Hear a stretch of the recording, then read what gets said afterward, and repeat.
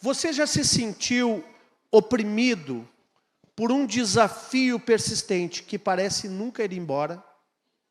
Agora, você já se perguntou por que Deus permite certos sofrimentos ou obstáculos permaneçam na tua vida? Por que Deus permite que isso continue acontecendo comigo? Você já duvidou alguma vez da suficiência, da graça de Deus, até mesmo em meio às tuas fraquezas? Você já duvidou da graça de Deus? O quão ela é suficiente na tua vida? Então hoje eu quero falar de um homem, uma figura bíblica muito conhecida, mas era um cara, eu confesso, é um cara que muitas vezes ele parece meio estranho, um cara diferente, um cara inteligentíssimo, porém, um cara que teve uma situação que ele não conseguiu resolver na sua vida. Sabe de quem eu estou falando? Do apóstolo Paulo. O apóstolo Paulo era um homem que fez uma base doutrinária para a igreja do primeiro século. Ele estabeleceu as bases doutrinárias. Um homem extremamente culto, foi cresceu aos pés de Gamaliel, que era um grande sacerdote da época, estudioso, mestre, e ele tinha bala na agulha. Tanto é que muitas vezes nós ficamos nos perguntando por que Deus não levantou nenhum discípulo de Jesus da primeira geração para fazer o que Paulo fez. Paulo parece que foi mais longe. Se nós formos analisar, o apóstolo Paulo, ele parece até uma terceira geração, porque teve os apóstolos originais, mas foi pelas mãos de Ananias que Paulo recebeu o milagre, a imposição de mãos, e ali ele recebeu uma libertação e cura para o seu ministério.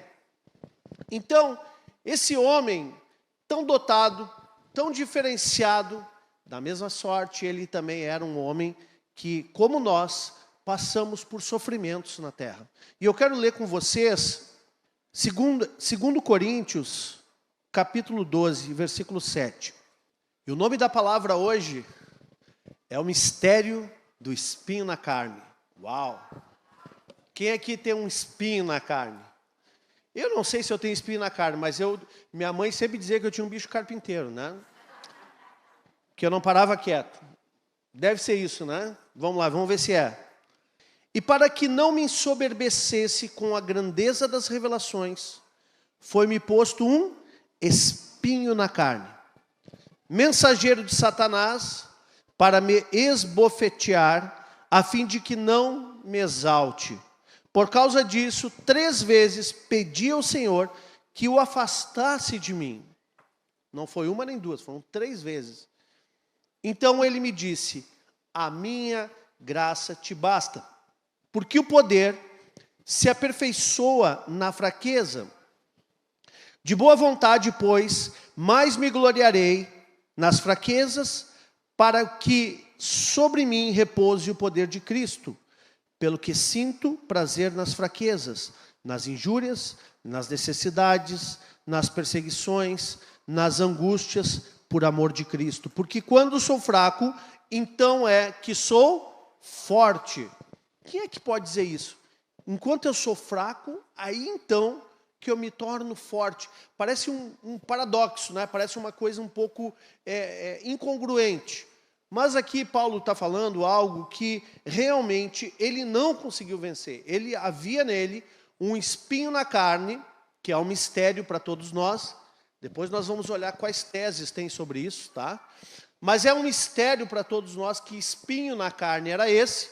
Ele dá algumas pistas no texto, mas ele não fala claramente do que se trata. Então nós ficamos aqui pensando, o que será que esse espinho na carne de Paulo? Agora pensa, por que Deus não simplesmente diz assim, ó, espinho na carne, desapareça? Ou o próprio Paulo, que era um homem que a Bíblia diz que até os aventais de Paulo curavam. Por que ele não disse assim, espinho, eu te repreendo em nome de Jesus, sai da minha carne, aí o espinho pula. Por que ele não fez isso? Porque ele sabia que tem coisas que é o próprio Deus que permite. que nós passemos. E não adianta nós queremos recalcitrar contra os aguilhões, como a Bíblia diz. Não adianta nós queremos lutar contra Deus, quando o próprio Deus está nos tratando. Então aquele espinho na carne tinha propósito para ele não estava lá por acaso. Vamos pegar aqui algumas teses, tá?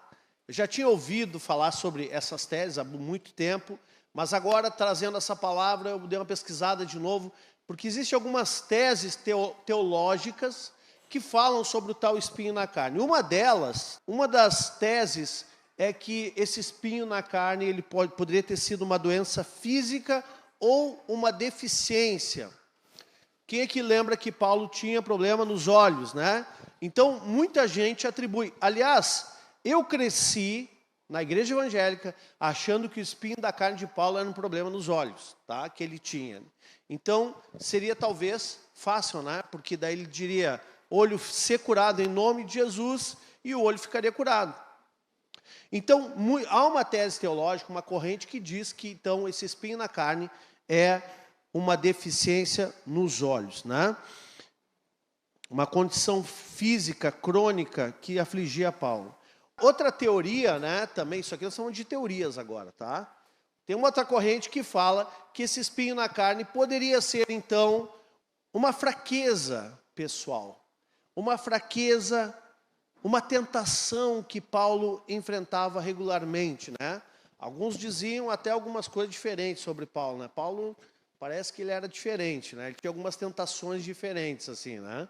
Então, alguns falam, né, que Paulo tinha tentações nessa área, né? Já vi falar muito sobre isso também, que Paulo, esse espinho na carne, era uma tentação que ele ficava constantemente lutando contra a carne dele, né?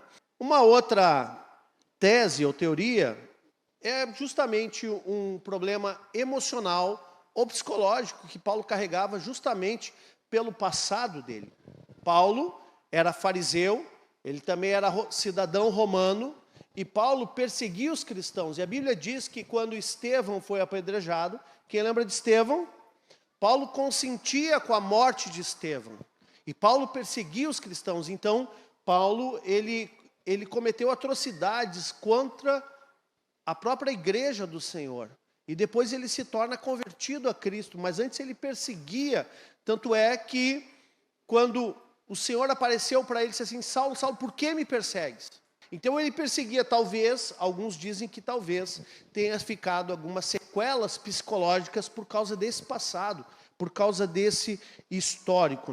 Tem algumas outras teorias que falam sobre que isso não passa de um simbolismo teológico. Então aí já se distancia muito da realidade. Mas tem aquela que eu acredito, que dá até uma pista no texto, que é a perseguição ou uma oposição que perseguia o próprio Paulo. Alguém que fazia constante oposição no ministério de Paulo, fazia constante perseguição ao ministério de Paulo. Deixa eu falar uma coisa para você. Se você é crente de verdade, você vai ser perseguido, meu irmão. Tá? Se você é crente de verdade, se você crê no Senhor Jesus, você vai encontrar o diabo no seu caminho. Então, se você se diz cristão de verdade, e você, na tua jornada, tu não te deparar com o inimigo, é porque alguma coisa está errada. Porque o inimigo, ele sempre vai perseguir os cristãos. E Paulo, então, ele diz no texto, né, que um enviado do maligno, um enviado do diabo, está ali no texto, mensageiro de Satanás para me esbofetear, a fim de que não exalte. Então, alguém enviado pelo próprio diabo, mensageiro do diabo. Então, provavelmente, eu acredito nessa tese, que alguém que perseguia Paulo, ou até mesmo, não uma pessoa só, mas mais perseguidores, como mensageiros do diabo, estavam constantemente colocando diante de Paulo o histórico dele do passado, o que ele fez e confrontando ele. É importante a gente entender que o próprio Randy Clark, quem conhece o Randy Clark aqui? Ele escreveu num livro, importante você ler, viu?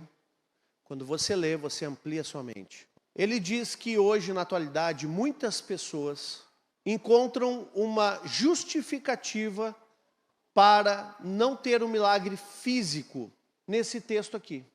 E isso é um engano que a igreja histórica absorveu no decorrer das suas gerações, que é assim, será que Deus quer curar? Não, eu acho que Deus não quer curar. Por que Deus não me cura? Porque, na verdade, Deus quer curar uns, mas não quer curar outros. Fica difícil entender isso, porque se nós levarmos a coisa para esse lado, nós teríamos que dizer assim, ó, Deus quer salvar uns e não quer salvar outros.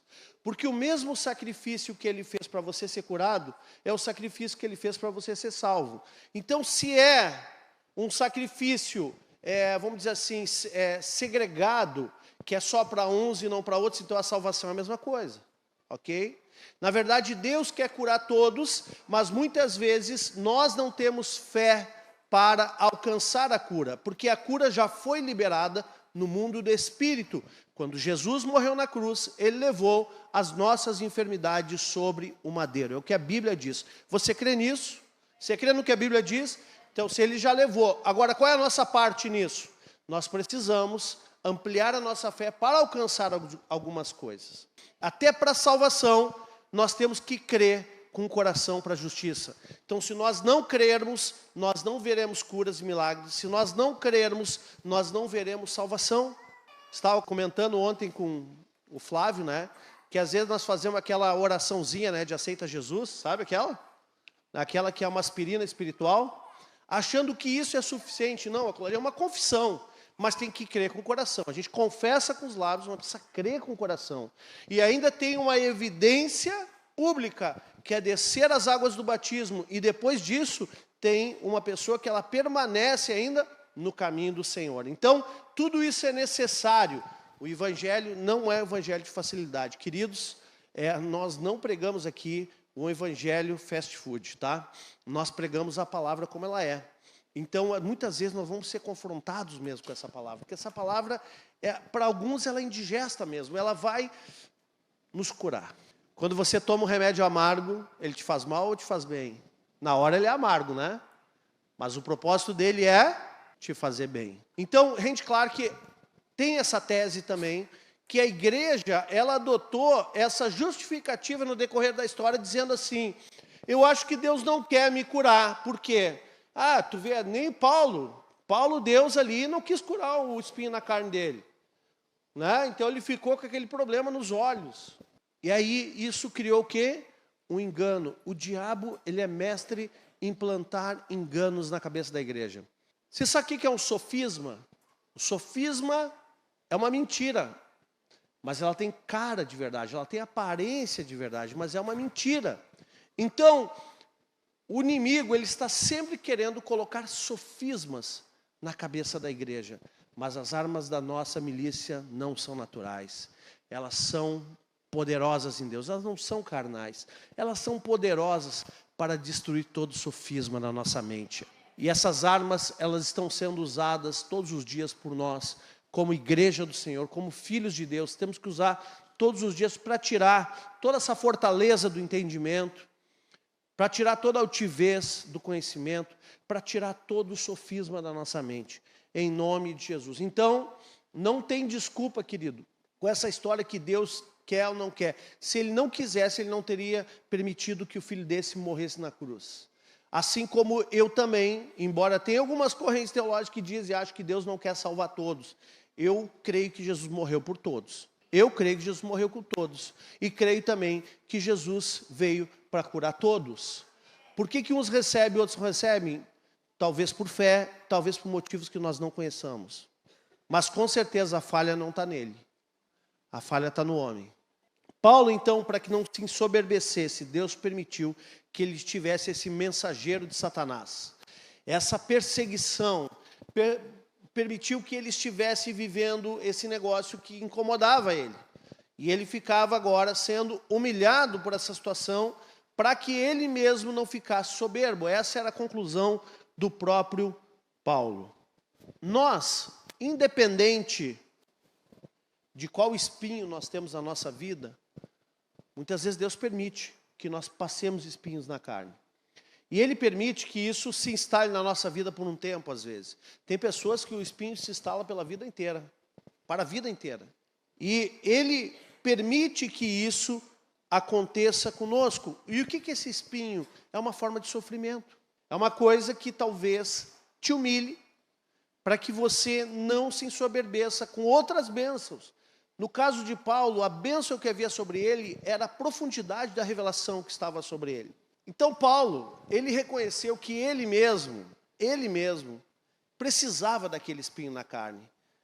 Gente, se você reconhecer isso, talvez esteja mais próximo do momento da tua cura. Sabe aquela história, aceita que dói menos? Aceita que dói menos? Então, às vezes tem coisas que nós temos que entender. Deus está permitindo eu passar por isso para tratar meu caráter. Não adianta eu querer debater com Deus. Enquanto Ele não alcançar o objetivo dele na minha vida, eu vou continuar com esse espinho na minha carne. Eu não estou dizendo isso, que Deus vai fazer isso para te destruir, que Ele vai deixar você sucumbir, você entrar numa ruína. Não. Estou dizendo que tem coisas, tem alguns, Ele te dá por um lado algumas bênçãos, mas tem alguns pontos que diz assim, aqui não vai. Aqui não vai, porque se eu te der aqui, você se perde. Então, nesse ponto, vai ser o ponto de tratamento. O espinho nada mais é que um ponto que Deus coloca em nossa vida, dizendo assim, esse ponto aqui, esse espinhozinho aqui, é o meu tratamento contigo. O resto na tua vida eu vou te suprir. Mas eu vou permitir esse espinhozinho, porque esse espinhozinho aqui é onde eu vou te tratar. Se nós queremos ser tratados por Deus, queremos crescer como homens e mulheres de Deus, nós temos que aprender a conviver com os espinhos que Deus nos entrega. Ai, pastor, que mensagem dura essa? Pois é. Se nós queremos crescer espiritualmente, nós temos que aprender a conviver com o espinho que Deus está nos dando. E eu quero te dizer, esse espinho é o melhor dele para a tua vida. Sabe quando a gente diz assim, o Senhor é meu pastor, nada, nem espinho, nada. Não vai faltar bênção, não vai faltar salvação, não vai faltar cura, libertação, não vai faltar paternidade, não vai faltar alegria, não vai faltar as bênçãos de Deus, os benefícios do reino, mas também não vai faltar provas e espinhos na tua vida. Você está disposto a continuar? Por quê? Porque Deus nos aceita como nós somos, mas Ele nos ama tanto, que Ele não vai deixar de ficar do jeito que a gente é. E a maneira que Deus tem de tratar o homem é colocando espinhos. Está muito soberbo? Está com um espinhozinho.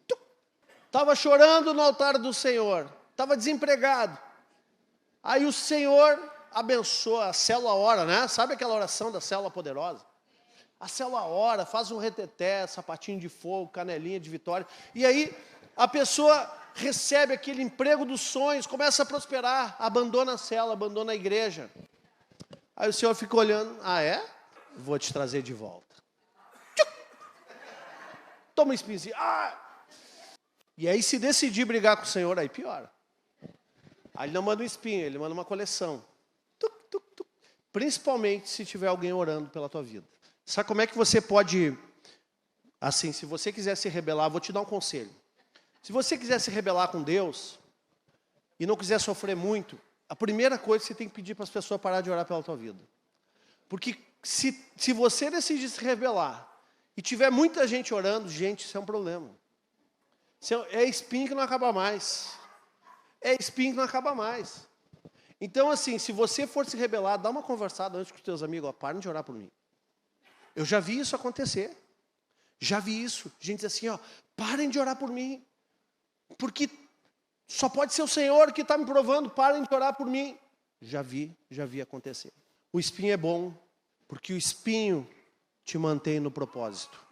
Quando o povo passou pelo deserto, a Bíblia diz assim, eu te fiz passar pelo deserto para te humilhar, para te provar e ver o que tinha no teu coração. Agora você não vai dizer que a força do teu braço conquistou todas essas terras. Não, o Senhor te deu. Né? Tá lá em Deuteronômio 8. Então, nós temos que entender que o espinho faz parte da caminhada do crente. É tratamento. Se eu for olhar para Hebreus capítulo 12, a partir do 5, ele vai dizer o seguinte, que o Senhor açoita todo aquele que recebe por filho. A disciplina, num primeiro momento, ela não é motivo de alegria, mas ela produz frutos de alegria, justiça e paz. Quando entra um espinhozinho no teu pé, você fica assim, meu Deus, você caminha, machuca. Se está na mão, você fica olhando para a mão, meu Deus, uma felpa, né? Pode ser bem fininho, mas aquilo ali te incomoda. É ou não é? Que você não vê a hora de arrancar aquele negócio. É ou não é? Ele não te deixa esquecer. Às vezes Deus tem que nos dar espinhos para a gente não esquecer de onde a gente saiu, viu? Para a gente não esquecer de onde vem a nossa suficiência, da onde vem a nossa dependência. Agora, Deus se agrada que nós dependamos dele? Romanos 8:18 diz assim: porque para mim tenho por certo que os sofrimentos do tempo presente não podem ser comparados com a glória a ser revelada em nós. Então, na verdade, o Senhor não quer te dar um sofrimento, Ele quer revelar a glória dele na tua vida. Essa leve e momentânea tribulação do espinho é passageira, porque o objetivo dele é revelar a glória dele na tua vida. Você recebe? Tem alguém que recebe? João 16:33 diz: estas coisas vos tenho dito para que tenhas paz em mim. No mundo passais por aflições, mas tende bom ânimo, eu venci o mundo. Aqui o próprio Senhor Jesus está falando, olha, eu passei a aflição, você vai passar também. Ele te garantiu, você vai passar, porque isso é tratamento de Deus nas nossas vidas. Gente, não tem mar de rosas. O reino de Deus não é Disneylândia. Vou te falar a verdade. Não é.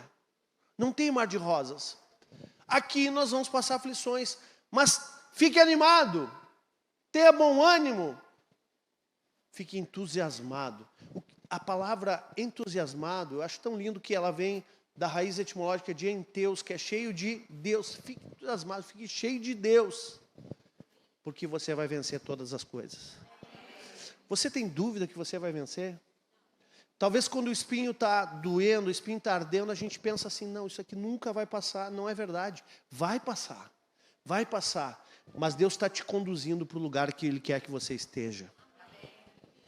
As dores são para te conduzir para o propósito correto da tua vida. As dores são para te conduzir para o plano certo. Quantas dores você já passou? Analisa o teu passado. Quantos nãos você já recebeu? Que na hora doeu muito, foi desespero. Mas depois você viu a glória de Deus se manifestando. Foi um espinho temporário. Na verdade, Deus estava querendo algo muito maior, muito melhor. Só que você na hora não entendeu. Agora, você analisando o decorrer da história, você vê, olha, faz sentido. Deus tinha um plano. Você não precisa esperar a profetisa chegar e dizer, Deus tem um plano na tua vida, gente. Essas profecias genéricas, né? Deus tem um plano na vida de todo mundo. E Ele tem um plano na tua vida também. Então, às vezes, as pessoas chegam para mim e dizem, pastor, a profetisa veio e diz que Deus tem um plano na minha vida. Eu sei, filha, Deus tem um plano na vida de todos. Não estou dizendo que profecia não é válida. Eu acredito e creio em profecia, naquelas que são de Deus. Amém? Mas assim, Deus tem um plano nas nossas vidas. E esse plano está intrínseco nesse plano, espinhos, está intrínseco vitórias, dores, sofrimentos, mas a glória dele se revelando. Então, no final, nós vamos botar na balança e nós vamos ver que tudo valeu a pena. Tudo vai ser maior nos moldes dele. Tudo vai ser maior no modelo de Deus. Agora, Paulo diz aqui nesse texto que ele reconhece que ele precisava se manter humilde. Olha, a quem muito é dado, muito é cobrado. Deus deu uma grande missão para Paulo. E a aprovação dele foi no mesmo nível. Eu me lembro uma vez, quando eu era guri, eu estava passando por umas tribulações, e eu fui falar com um pastor, disse assim, pastor, está acontecendo isso, está acontecendo aquilo e outro. E o pastor, na época, me diz o seguinte, olha, filho, a maneira que tu tem de sair rápido assim é tu entregar teu ministério, as tuas coisas, tudo que Deus colocou na tua mão, tu entrega, porque daí você não vai ter que passar por nada disso, porque tudo que tu está passando é para Ele te dar coisas maiores. Aí eu olhei assim, acho que eu vou continuar, pastor. Acho que eu vou encarar a bronca. E daquele dia, eu não era pastor. Daquele dia para cá, Deus tem só agregado mais. Deus tem feito mais. Mas tem um momento que você é aprovado. Tem o momento da prova, mas tem o momento da vitória. Não tem mais provas? Tem provas. Não tem mais espinhos na vida? Claro que tem. Deus quer me levar mais longe. Se Deus está te colocando espinhos, querido, você está sendo preparado para coisas maiores. Tem tempos de repouso, tem tempos que você relaxa, que cheguei em algum lugar, glória a Deus, agora vamos celebrar, amém. Mas depois, logo ali, começa um processo novo. E esse processo, ele vai continuar na nossa vida até o dia que a gente chegar na glória. Então, o espinho, ele serviu para manter Paulo humilde, evitando que ele mesmo, segundo o relato dele, se tornasse arrogante, devido a tudo que ele recebeu da parte de Deus, a toda a revelação que ele recebeu da parte de Deus. Então, a humildade na nossa vida, e olha, queridos, deixa eu falar uma coisa para vocês. Nós, naturalmente, somos desprovidos de humildade. Nós somos desprovidos de humildade. E por sermos desprovidos de humildade, a gente não consegue compreender algumas coisas. E aí Deus precisa nos tratar. Ele precisa tratar o nosso coração. Então, essa humilhação ou essa humildade que precisa ser despertada em nós, nos ajuda a lembrar da dependência que deveríamos ter de Deus e até mesmo valorizar a comunhão que temos com nossos irmãos. Uma pessoa que está debaixo de humilhação, ela não falta o culto, ela não falta a célula, ela não falta o devocional, ela não falta a oração, ela não falta nada, nem a corrente daquela outra igreja, ela vai em tudo. Mas quando as coisas melhoram, daí ela já começa a faltar. Por quê? Aí Deus fica olhando e diz assim, então quer dizer que a humilhação, Deus faz a conta, né? Leva um tempo, mas ele faz. A humilhação, bota o fulano aqui no lugar dele que ele tinha que estar. A humilhação, tá. Já sei como tratar o fulano. A humilhação vai te colocar no lugar que Deus quer que você esteja. Como não ser humilhado? Fique lá, fique humilde. Permaneça lá. Permaneça lá. Permaneça humilde. Permaneça humilde. Deus, eu estou aqui. Eu não vou arredar o pé daqui, porque eu sei que fora daqui o pau vai comer. Então vou ficar aqui contigo, Senhor. Vou ficar pianinho aqui do teu lado. Então, quando nós estamos em humildade, nós valorizamos pessoas. Nós valorizamos relacionamentos. Nós valorizamos o relacionamento com Deus, mas também valorizamos o relacionamento com os nossos irmãos. Ela nos afasta, a humildade, nos afasta do egoísmo e nos abre para a empatia, compreensão, tornando-nos melhores servos e líderes.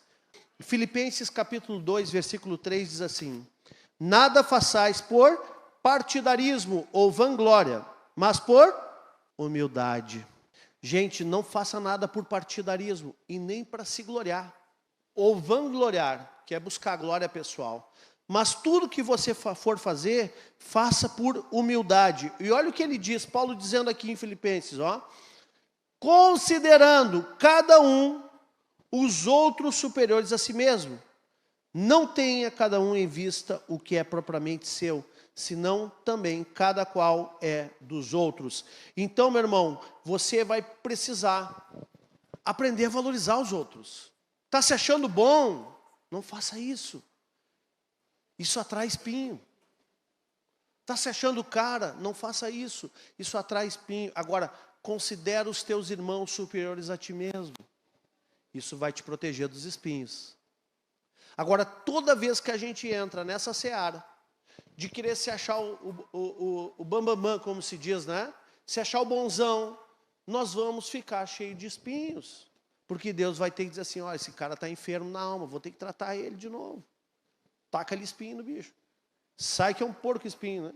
Provérbios 11, 2 diz assim, em vindo a soberba, sobrevém a desonra. Em vindo a soberba, sobrevém a desonra. Mas com os humildes está a sabedoria. Gente, é com o humilde que está a sabedoria. Tanto é que Deus dá graça aos humildes. E por isso com eles está a sabedoria. Mas Deus resiste o soberbo. Deus não gosta daquele cara altivo, daquela pessoa que se acha, daquela pessoa que, não é que ele não gosta da pessoa, mas ele não gosta desse comportamento. E ele vai tratar esse comportamento dizendo assim, ó, toma mais um espinho, para você se ligar, para você não ser autossuficiente, para você não andar independente de tudo e todos. Deus quer que você dependa dele, meu irmão. mas Ele quer que você continue na comunhão dos santos também. A palavra de Deus diz assim, olha, eu não vou retirar o teu espinho, Paulo, porque a minha graça te basta. A minha graça te basta. Então, queridos, eu quero dizer que a graça dele é suficiente. Mesmo em meio às nossas fraquezas e sofrimentos. Agora, isso vai aplicar na nossa vida prática. O que é graça? O que você entende por graça? A melhor definição que eu vi de graça, claro, tem aquela definição comum que todo mundo conhece, né? Ao favor imerecido de Deus. Não, isso aí tá bom, né? Tá bonitinho, mas não é exatamente isso. A primeira vez que a palavra graça aparece na Bíblia foi com Noé, que Noé achou graça diante dos olhos de Deus. E quando nós falamos de graça, nós estamos sempre atribuindo ao período da graça inaugurado por Cristo, mas não é isso exatamente que está falando. Aqui somente, dentro da exegese do contexto judeu, o que é graça? Graça é pagamento de parte de uma dívida. Pagamento de parte de uma dívida. Vamos supor que o Martins me deva R$100. Aí eu chego para o Martins, Martins, paga meus R$100. Não tenho, pastor, estou quebrado. Tá bom. Aí no outro mês eu chego para ele de novo, Martins, meu 100 pila, vem? Cadê? Põe na mão aqui. Aí o Martins, não tem, estou quebrado, pastor, não dá, tá feio o negócio. Aí no outro mês eu chego, Martins, meu 100 pila, cara. Quero meu 100 pila. Disse assim, pastor, eu não tenho. Então tá, quanto é que tu tem, Martins? Ele tem 10 pila. Então vem cá, me dá os 10. Me dá os 10. E sobre os outros 90, eu perdoo. Isso é graça. No contexto judaico original, isso é a graça. É o pagamento de parte de uma dívida. Só que o pagamento só aconteceu se ele der a parte dele. Se ele der os 10. Se ele não der nada, não tem pagamento. Pastor, como assim? Então a graça não é de graça? Não, filho. A Bíblia não diz que a graça é de graça. Isso não está escrito na Bíblia. A graça é pagamento de parte de uma dívida. Jesus veio para nos salvar. Havia um escrito de dívida contra nós. Ele pagou a dívida. E nós pagamos também, entrou uma parte nossa. Qual é a nossa parte? Você vai ter que reconhecer que Ele é o Filho de Deus. Você vai ter que crer nele, ser batizado e andar no caminho dele. Essa é a tua parte. Então a graça não é de graça. Há uma parte que é do homem. Porque mesmo ele tendo exercido graça, se você não recebê-lo na sua vida, se você não ser batizado, não for batizado, se você não decidir reconhecer que ele é o Filho de Deus e andar nos seus caminhos, mesmo ele tendo feito o sacrifício que fez, essa graça não vai te beneficiar. Então há uma parte que é do homem e há uma parte que é dele. Então, a graça do Senhor nos basta, por quê? Porque ela complementa onde nós não podemos alcançar. A parte que nós não conseguimos pagar, a parte que nós não conseguimos dar conta. Aí a graça entra e ela complementa. Por isso essa graça ela é tão importante em nossas vidas. Por isso que a salvação é pela graça. Porque aonde eu não consegui dar conta, a graça ela compensa. Amém? Aonde eu não alcancei, a graça nos basta, porque a graça, ela paga, ela finaliza a conta, ela passa a régua na conta. Você está entendendo isso, meu querido? Então, a graça do Senhor, ela nos ensina a viver nessa terra. E ela nos traz paz, nos traz resiliência nessa terra. Quer ver uma coisa? Abre lá em Efésios 2, versículo 8. Primeira coisa, porque pela graça sois salvos. Então, a salvação é pela graça, não é pela fé, viu? É pela graça. Sois salvos pela graça, mediante a fé. Então a fé viabiliza.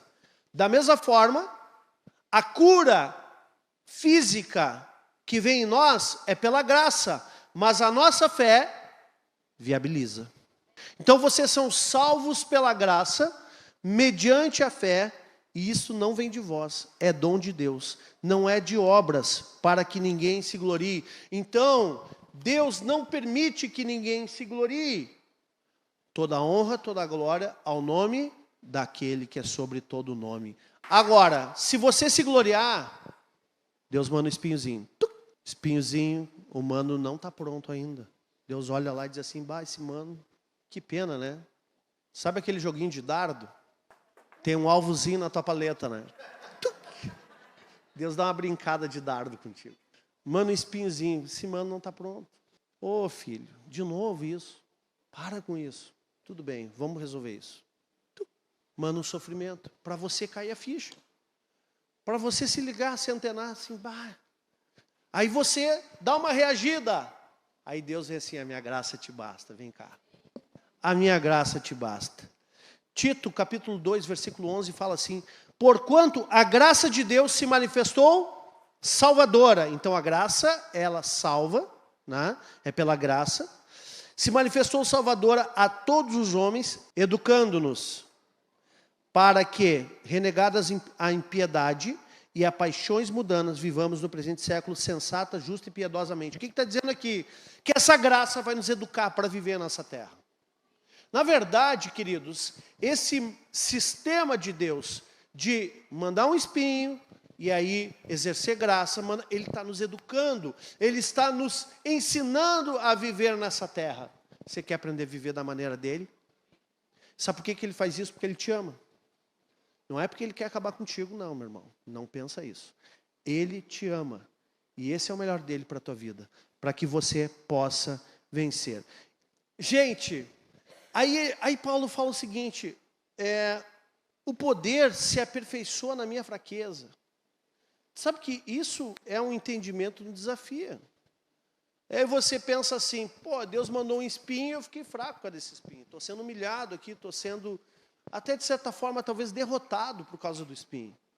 E aí, o poder de Deus se aperfeiçoa na fraqueza. Então, é um paradoxo isso, né? Encontrar força na fraqueza. Então, o poder se aperfeiçoa na fraqueza porque é nesses momentos que somos mais receptivos. Sabe por que o poder se aperfeiçoa na tua fraqueza? Porque quando nós estamos fracos, nós recebemos um batismo de humildade, ficamos receptivos. Fala, Deus, fala comigo. Fala, Deus. Ministra o teu servo.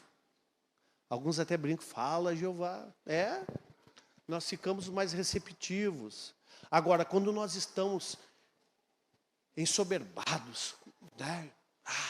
Eu faço, eu aconteço, já sei como é que é, eu estou podendo. Aí, nós não ficamos vulneráveis ao Senhor. Quando nós estamos assim, nós não ficamos vulneráveis. Nós ficamos vulneráveis à nossa carne. Mas quando nós estamos fracos, nós ficamos dependentes dEle. Deus, eu dependo de Ti. Se o Senhor não agir aqui na minha fraqueza, não tem o que eu posso fazer. Eu dependo de Ti, somente de Ti. E sabe o que acontece? O poder dele se manifesta. O poder dele quer se manifestar na tua vida hoje. Quando nós estamos aqui vulneráveis, Deus, não tenho saída. É nesse ponto que você vai ver os maiores milagres do Senhor. Deus não chega atrasado. Ele não se esqueceu da gente. Ele não chega atrasado, ele não chega depois. Ele não se esqueceu, ele sabe o tempo de cada coisa. Mas muitas vezes ele nos leva ao extremo. E eu lembro de Tomé agora. Quem lembra de Tomé? Tomé é um homem corajoso, né? Mas Tomé, Jesus se demorou para ir para a cidade que Lázaro estava para morrer. E aí Jesus, vamos lá, ressuscitar Lázaro, porque ele dorme. Jesus estava dizendo que ele tinha morrido já. E ele se demorou para ir. E os discípulos de Jesus disseram assim, Jesus, tu é maluco, os caras vão te matar. Não vai para lá. Os caras vão te matar. E Tomé disse o seguinte, vamos lá para morrer com ele. Só que disso aí ninguém lembra, né? Vamos lá para morrer com ele. Vamos lá para morrer com Jesus, não tem problema. Se é ir para lá, se Jesus está querendo ir lá, e lá eles vão matar Jesus, não vão morrer junto com ele, não tem problema, vamos lá. Vamos encarar a bronca. Então, Jesus chegou lá. Lázaro tinha morrido, já fazia 3 dias. Jesus chegou atrasado? Jesus chegou atrasado? Não. Ele chega lá e diz, olha, primeiro ele chora, né? Depois de chorar, ele disse assim, ó, tirai a pedra. E aí depois que eles removem aquela pedra, ele diz, Lázaro, vem para fora. Te pergunto, Jesus chegou atrasado? Não. Deixa eu te dizer algo. Para nós que somos seres mortais, a morte é o fim. Mas para Jesus, a morte é só mais um obstáculo que já foi vencido. Quero te dizer nessa noite, a ressurreição chegou na tua vida. Hoje você vai ver que parece que quando tudo está perdido, Jesus vem e ressuscita todas as coisas e traz de volta. O que você perdeu nessa caminhada? O que os espinhos te tiraram? Quais são as enfermidades que te levaram para a morte? Jesus entra na cena e ele diz assim, fique tranquilo. Morreu? Não, está só dormindo. Lázaro, vem para fora. E aí vem aquele homem, todo atado. E ele diz, tira as ataduras dele agora. Lázaro, vamos fazer um churrasco, pegar o chimarrão e vamos celebrar que o negócio terminou. É isso que Jesus faz na nossa vida. Os espinhos não são para nos acabar conosco. Eles não são para nos depreciar. Eles são para nos alavancar. O sofrimento na tua vida é uma alavanca que vai te colocar num outro patamar com Deus. Se você compreender isso e aceitar isso, vai doer menos. Se você compreender isso e aceitar isso, você vai para o outro patamar. Porque no outro patamar, aí aquele espinho cai. Talvez no outro patamar agora, você vai ter outros desafios. Mas aquilo que você vivia no patamar anterior, esse espinho caiu já. Isso aí não vale mais. Aquele só servia para te levar até onde você está. Agora, para ir para um próximo lugar, vão ter outros desafios. Talvez outros sofrimentos. Então, nessa noite, eu quero te dizer, não está perdido. Deixa eu te dar uma palavra para o teu coração. A tua causa não está perdida. Você talvez pense assim, agora já era, agora ferrou tudo, agora desandou a maionese, como se diz no dito popular. Deixa eu te falar, não está perdida. A tua causa não está perdida. Jesus nunca chega depois. Então ele chegou ali naquele lugar e disse assim, ó, ressuscita, vem para fora, em nome de Jesus. Eu quero falar para o pessoal que está na internet, querido, se você está assistindo essa palavra, receba aí na sua vida um milagre poderoso. E quero dizer para você que tudo isso que está sendo liberado nesse altar não é só para quem está aqui nessa sala, mas é para você que está ouvindo. E se você receba no seu coração de fato e creia que o Senhor Jesus vai restaurar todas as coisas na tua vida, todas as coisas no teu ministério, na tua casa, nas tuas finanças, na tua família, no teu casamento, no teu trabalho, ou seja, onde você colocar a sua mão, você vai prosperar.